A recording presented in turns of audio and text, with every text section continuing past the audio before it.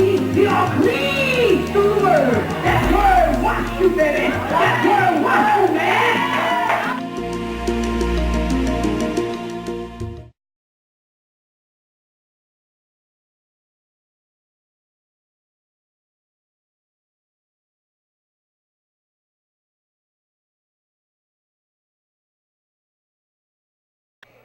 It's time to lift the load off of the man of God. That's what God is giving me to tell you. Let's take the load off of the man of God. What he's carrying is too heavy. And it's not fair for you to sit there and just come here every Sunday and look for here in the scroll and holler. And all you do is shout and dance. Run all up and down the aisle. And soon as church is over, go outside and cuss everybody out.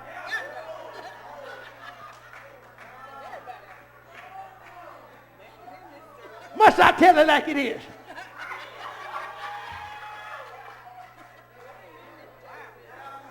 Oh, I know you don't like me. But long as he preached about Jesus walked the water, everything fine. But when he go to working on our disobedience,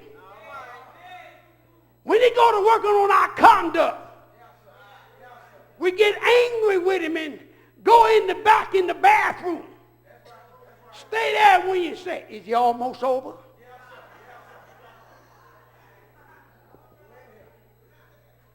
But see, what are you coming to church for?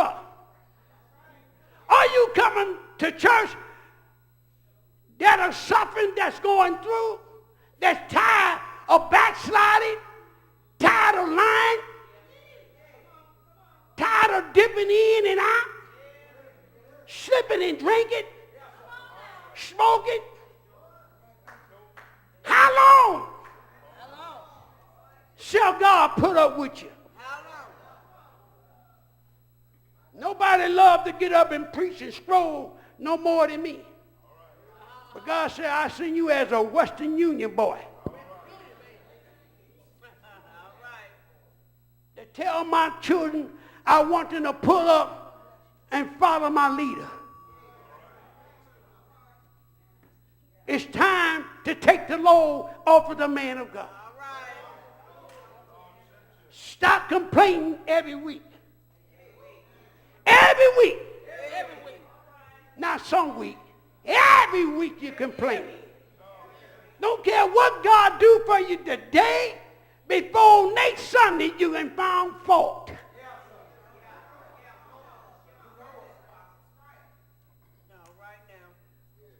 What happened to the prophet?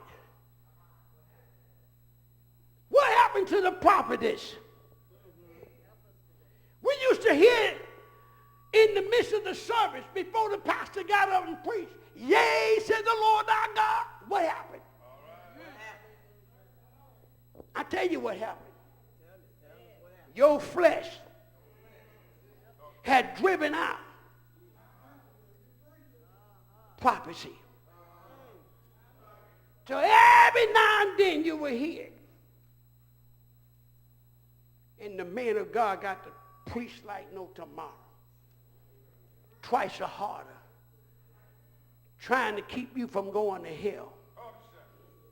If this man did not love you,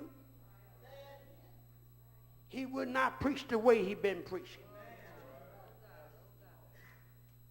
If this man did not love you, you wouldn't have the things that you got here.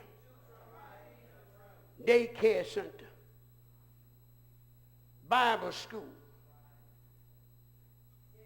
Bible school where you go and learn. Why are you not learning? I tell you why. Because you want the preacher, that's the teacher, that's teaching you, teach what you want to hear.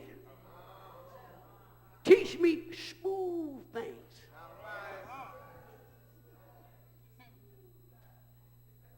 But if you get the message this morning, the danger of unbelief will send you to hell, you'll get your act together. If you notice now when the preacher makes the altar call after preaching under the anointing of God, and he said, you that's in here that need Jesus. You that backslided and you not saved, need Jesus. Come on. Now you know you've been lying and cursing everybody out all during the week.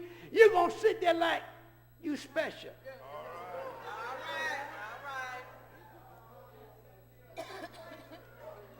Ain't got a nerve. Shut up.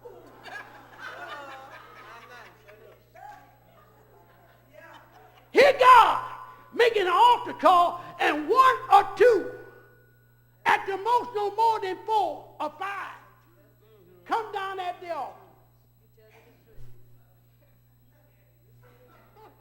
Here is the elders. Yes, I'm talking to you. Here is the evangelist. Here is the mothers. Here is the deacons and the usher. They're standing there looking like they don't know what to do. Like they ain't got no kind of training.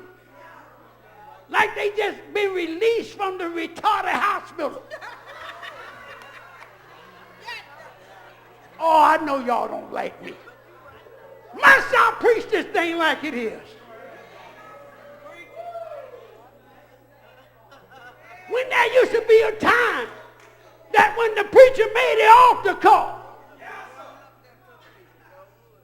the evangelists and the prophets and the missionaries, the elders, male and female, they got up and they said, oh God, move, Lord. The one that's stubborn in the audience, break his spirit. But we don't have that now. Preacher is scared to preach on sin. But I thank God for Elder Sesley because he'll preach on your sin. Whether you like it or not, whether you stay or not, he gonna tell you. Because he don't want your blood on his hand. How I'm doing, church? The danger of unbelief. Look at him in the eyeball next to you. Say the danger of unbelief will send you to hell. See, you got to make up in your soul this Sunday morning. Oh yeah, when I make the altar call, I'm going to see how bad you is and that claim to be connected to God. I'm going to see how powerful you is. That claim to be connected to God. Because when you are connected to God and you are out of fellowship with God, God got a way to break your spirit.